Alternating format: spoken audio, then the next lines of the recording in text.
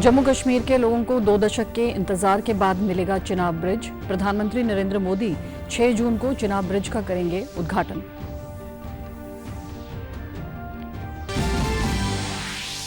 केंद्र सरकार ने पंजाब के फिरोजपुर वासियों को दी बड़ी सौगात। फिरोजपुर से 2 नई साप्ताहिक रेलगाड़ियों को मिली मंजूरी। केंद्रीय रेल राज्य मंत्री रवनीत सिंह बिट्टू ने इस संबंध में सोशल मीडिया पोस्ट के जरिए साझा की जानकारी।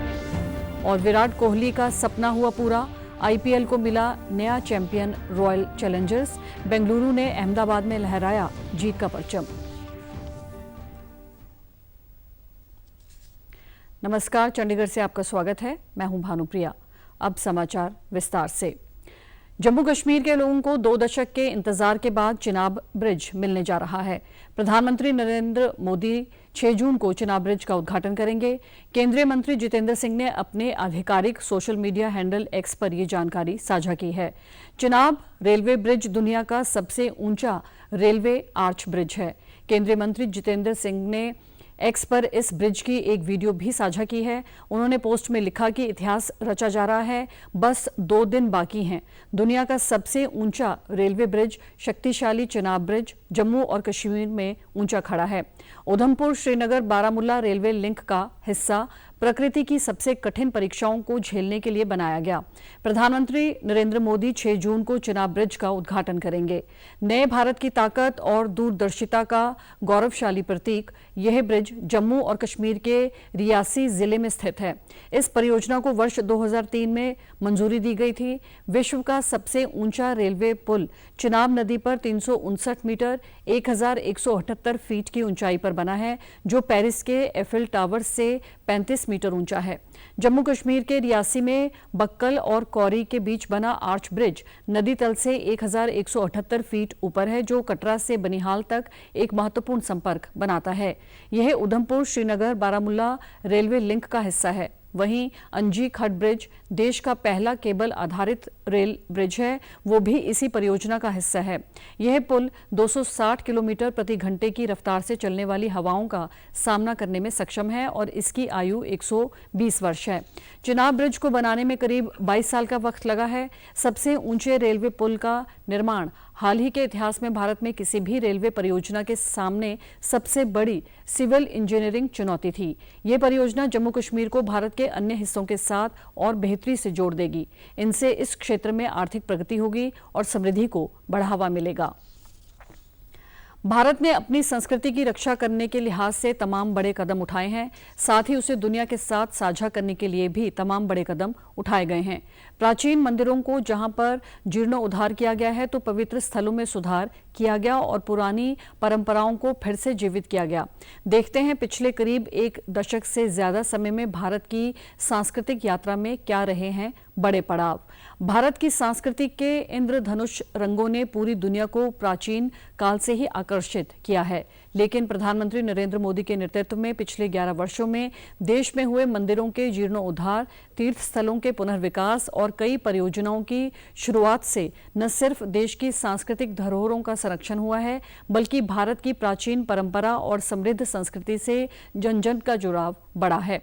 केंद्र सरकार मंदिरों के गलियारों और तीर्थ स्थलों के पुनर्विकास पर फोकस किया है। इसके तहत उत्तर प्रदेश में काशी विश्वनाथ कॉरिडोर, मध्य प्रदेश के उज्जैन में महाकाल लोक परियोजना और असम के मां कामाख्या मंदिर में बुनियादी ढांचे का विकास शामिल है।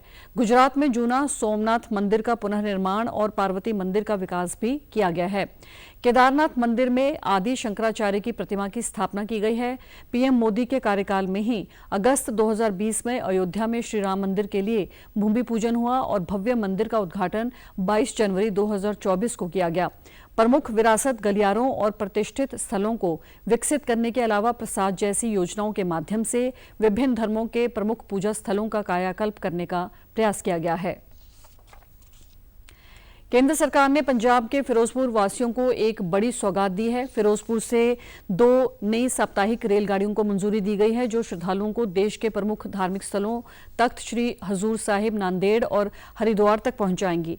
केंद्रीय रेल राज्य मंत्री रवनीत सिंह बिट्टू ने इस संबंध में सोशल मीडिया पोस्ट के जरिए जानकारी साझा की। उन्होंने प्रधानमंत्री नरेंद्र मोदी और रेल मंत्री अश्विनी वैष्णव का धन्यवाद करते हुए कहा कि ये निर्णय पंजाब को धार्मिक रूप से महत्वपूर्ण स्थलों से जोड़ने की दिशा में एक अहम कदम है।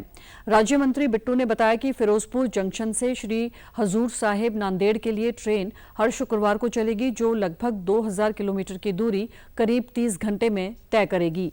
ये ट्रेन पलवल, वीना जंक्शन, खंडवा और अकला जैसे प्रमुख स्टेशनों से होकर गुजरेगी। दूसरी ट्रेन हर बुधवार को फिरोजपुर से हरिद्वार के लिए रवाना होगी, जो लगभग 442 किलोमीटर की दूरी 10 घंटे में तय करेगी। इस मार्ग पर अंबाला कैंट और सहारनपुर जैसे मुख्य स्टेशन शामिल होंगे।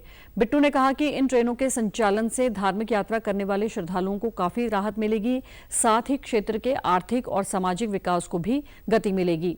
ये रेल सेवाएं न केवल श्रद्धालुओं को सुविधा प्रदान करेंगी, बल्कि पर्यटन, व्यापार और आपसी संपर्क को भी मजबूती देंगी। कांग्रेस नेता राहुल गांधी आज हरियाणा दौरे पर हैं। वे आज चंडीगढ़ में हरियाणा प्रदेश कांग्रेस कार्यालय में पार्टी के संगठन विस्तार पर चर्चा करेंगे। इससे पहले राहुल गांधी के चंडीगढ़ एयरपोर्ट पहुंचने पर कांग्रेस नेता भूपेंद्र सिंह हुड्डा, प्रदेश अध्यक्ष उदय भान, चंडीगढ़ कांग्रेस अध्यक्ष हरमोहिंदर सिंह लक्की ने उनका स्वागत किया। हरियाणा के सभी वरिष्ठ नेता इस बैठक में शामिल होंगे। क्रिकेट की रॉयल चैलेंजर्स बेंगलुरु ने इंडियन प्रीमियर लीग 2025 का खिताब अपने नाम कर लिया। आईपीएल के खिताबी मैच में आरसीबी ने पंजाब किंग्स को 6 रन से हराकर पहली बार आईपीएल ट्रॉफी अपने नाम की और इसके साथ ही आईपीएल को नया चैंपियन भी मिला।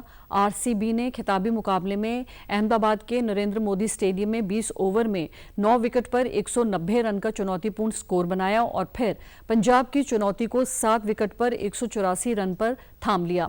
रॉयल चैलेंजर्स बेंगलुरु की ओर से विराट कोहली ने 35 गेंदों पर 43 रन बनाए। जितेश ने तेज बल्लेबाजी की और 240 के स्ट्राइक रेट से 10 गेंद में 24 रन बनाए। कुणाल पांड्या ने 17 रन देकर 2 विकेट चटकाए और भुवनेश्वर कुमार ने भी 2 विकेट लिए। पंजाब से अर्शदीप सिंह और कायल जेमसन ने 3-3 विकेट लिए। आरसीबी की टीम इतिहास की 8वीं चैंपियन बनी। प्रदेश सरकार ने हिसार से चंडीगढ़ की फ्लाइट को मंजूरी दे दी है। राज्य के नागरिक उड्डयन मंत्री विपुल गोयल ने बताया कि फ्लाइट 9 जून सोमवार से शुरू होगी। उन्होंने कहा कि प्रधानमंत्री नरेंद्र मोदी और मुख्यमंत्री नायब सिंह सैनी के नेतृत्व में हरियाणा विकास की उड़ान भर रहा है। चंडीगढ़ के लिए इसका किराया 2500 से 3000 रुपए के बीच होगा। हिसार से चंडीगढ़ की दूरी करीब 252 किलोमीटर है। फ्लाइट में ये सफर सिर्फ 45 मिनट का होगा। फ्लाइट लेने के लिए आधे घंटे पहले एयरपोर्ट पर पहुंचना होगा।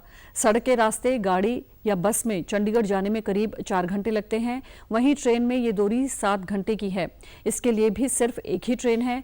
हिसार से दिल्ली और हिसार से अयोध्या के लिए फ्लाइट की शुरुआत 14 अप्रैल से हो चुकी है। प्रधानमंत्री नरेंद्र मोदी ने हरी झंडी दिखाकर हिसार से अयोध्या के लिए पहली उड़ान का शुभारंभ किया था। पंजाब के स्कूल शिक्षा मंत्री हरजोत सिंह बैंस ने बताया कि राज्य के सरकारी स्कूलों के 40 विद्यार्थियों ने कड़े मुकाबले वाली ज्वाइंट एंट्रेंस परीक्षा जेईई एडवांस्ड पास करके एक नया मील का पत्थर स्थापित किया है, जिससे अब उनके लिए देश के प्रतिष्ठित Indian institute of technology IIT में दाखिला लेने का रास्ता साफ हो गया है। इस उपलब्धि के लिए इन होनहार विद्यार्थियों, उनके माता पिता और अध्यापकों को बधाई देते हुए उन्होंने कहा कि ये विद्यार्थी पंजाब का गौरव और देश का भविष्य हैं। उन्होंने कहा कि इन विद्यार्थियों की सफलता सभी को गुणवत्तापूर्ण शिक्षा देने के प्रति पंजाब सरकार की दृढ़ प्रतिबद्धता का ठोस प्रमाण है। पंजाब के मुख्य चुनाव अधिकारी सिबिन सिंह ने बताया कि 64 लुधियाना पश्चिमी सीट के लिए 26 मई से 2 जून तक कुल 22 उम्मीदवारों द्वारा नामांकन दाखिल किए गए थे और नामांकन पत्रों की जांच के बाद कुल 15 उम्मीदवारों के नामांकन पत्र सही पाए गए हैं। उन्होंने आगे बताया कि 5 जून तक नामांकन पत्र वापस लिए जा सकते हैं, जिसके बाद साफ हो जाएगा कि लुधियाना पश्चिमी सीट के उपचुनाव के लिए कुल कितने उम्मीदवार चुनाव लड़ रहे हैं। पंजाब के मुख्य निर्वाचन अधिकारी सिबिन सिंह ने बताया है कि भारत का चुनाव आयोग अब अनुमानित मतदाता मतदान प्रतिष्ठित रुझानों पर समय पर अपडेट प्रदान करने के लिए एक सुव्यवस्थित प्रौद्योगिकी संचालित प्रणाली शुरू कर रहा है और ये नई प्रक्रिया पहले की मैनुअल रिपोर्टिंग विधियों से जुड़े समय अंतराल को काफी कम करती है। ये पहल समय पर सार्वजनिक संचार सुनिश्चित करने के लिए आयोग की प्रतिबद्धता के अनुरूप है। चंडीगढ़ पंजाब सरकार की कैबिनेट बैठक आज लगातार तीसरे दिन मुख्यमंत्री भगवंत मान की चंडीगढ़ स्थित आवास पर आयोजित की जा रही है। इस बैठक के दौरान राज्य से जुड़े कई महत्वपूर्ण मुद्दों पर चर्चा की जा रही है और उम्मीद की जा रही है कि चर्चा के बाद कुछ अहम फैसलों पर मुहर लग सकती है। पंजाब राज्य में नशे के खात्मे के लिए चलाई गई नशों के विरुद्ध मुहिम के 94वें दिन पंजाब पुलिस ने 140 नशा तस्करों को गिरफ्तार करके उनके कब्जे से 2.8 किलो हेरोइन, 3,132 नशीली गोलियां और 17,750 रुपए की ड्रग मनी बरामद की है। स्पेशल डीजीपी कानून और व्यवस्था अर्पित शुक्ला ने बताया कि 1300 से अधिक पुलिस कर्मचारियों वाली 200 से अधिक पुलिस टीमों ने राज्य भर में 475 स्थानों पर छापेमारी की, जिसके चलते राज्य भर में 101 एफआईआर्स दर्ज की गई हैं। आतंकवाद के खिलाफ भारत की कूटनीतिक मुहिम निर्णायक चरण में पहुंच चुकी है। ऑपरेशन सिंदूर के बाद पाकिस्तान समर्थित आतंकवाद के खिलाफ भारत का संदेश विश्व भर में पहुंच चुका है। अब अनेक देश भी भारत के रुख का समर्थन कर रहे हैं और विदेशी धरती से आतंकवाद का सफाया करने की मांग को मजबूती मिल रही है। राष्ट्रवादी कांग्रेस पार्टी की सांसद सुप्रिया सुले ने इस पर प्रतिक्रिया देते हुए कहा कि आतंकवाद की कोई जात, मजहब या सरहद नहीं होती। यह मानवता के खिलाफ एक गंभीर अपराध है और इससे सख्ती से निपटना चाहिए। कहना था कि आतंकवाद ये किसी जाति धर्म का नहीं होता, वो आतंकवाद होता है। और कोई भी, भले आज ही की मीटिंग में हो क्या, भले हिंदू हो, मुस्लिम हो, सिख हो, ईसाई हो, पारसी हो, जो भी हो, ये सब हमें प्यार से जोड़ के रखा है। और हमारे भारत में विविधता ही, आप देख रहे कितना सुंदर अपना देश है। रक्षा मंत्रालय ने मीडिया संस्थानों के लिए एक महत्वपूर्ण सलाह एडवाइजरी जारी की है। इस एडवाइजरी में कहा गया है कि वे सेवा में कार्यरत अथवा सेवानिवृत्त सैन्य अधिकारियों और उनके परिवारों के साथ बिना अनुमति संपर्क न करें, न ही उनकी निजी जानकारी जैसे घर का पता, पारिवारिक तस्वीरें या अन्य गोपनीय विवरण प्रकाशित या प्रसारित करें। एडवाइजरी में स्पष्ट किया गया है कि मीडिया को केवल सैन्य अभियानों, पेशेवर गतिविधियों और देश की रक्षा से जुड़े विषयों पर ध्यान केंद्रित करना चाहिए। रक्षा मंत्रालय ने यह सलाह वरिष्ठ सैन्य अधिकारियों और उनके परिवारों की निजता की रक्षा को ध्यान में रखते हुए जारी की है। मंत्रालय ने यह भी कहा है कि मीडिया को चाहिए कि वह भारतीय थल सेना, जल सेना और वायु सेना की गतिविधियों, उपलब्धियों और बलिदानों को सही रूप में प्रदर्शित करे। इससे न केवल आम जनता को जानकारी मिलती है बल्कि राष्ट्रीय सुरक्षा के प्रति जागरूकता भी बढ़ती है। साथ ही मीडिया की भूमिका को मंत्रालय ने सराहा है और देश के रक्षा प्रयासों को लेकर जनसंपर्क में उसकी जिम्मेदारी को भी महत्वपूर्ण बताया है।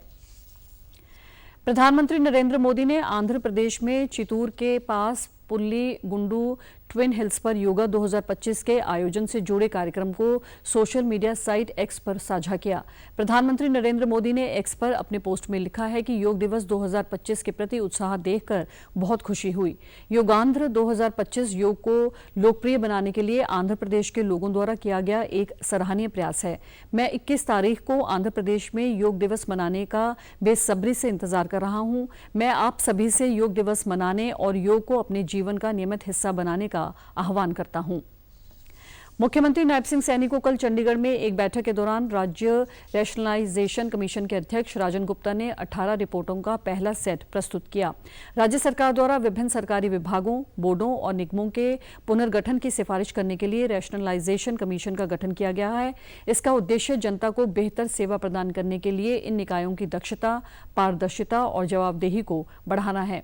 कमीशन द्वारा प्रस्तुत रिपोर्टों को स्वीकार करते हुए मुख्यमंत्री ने मुख्य सचिव और अन्य अधिकारियों को कमीशन की रिपोर्टों के कार्यान्वयन के लिए तत्काल कदम उठाने के निर्देश दिए। उन्होंने कहा कि समयबद्ध क्रियान्वयन के लिए 5 विभागों को पायलट आधार पर लिया जाना चाहिए।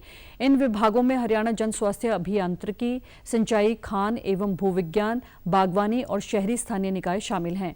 वहीं राजन गुप्ता ने मुख्यमंत्री को बताया कि 5 रिपोर्टों का एक और सेट लगभग पूरा हो चुका है और कुछ दिनों के भीतर प्रस्तुत किया जाएगा। अन्य 23 विभागों के संबंध में कवायद अंतिम चरण में है। और आप हमारे समाचार YouTube channel DD news Chandigarh, Facebook DD news Chandigarh और social media X DD news CHD पर भी देख सकते हैं। इसी के साथ चंडीगढ़ से समाचारों का सिलसिला समाप्त होता है। नमस्कार।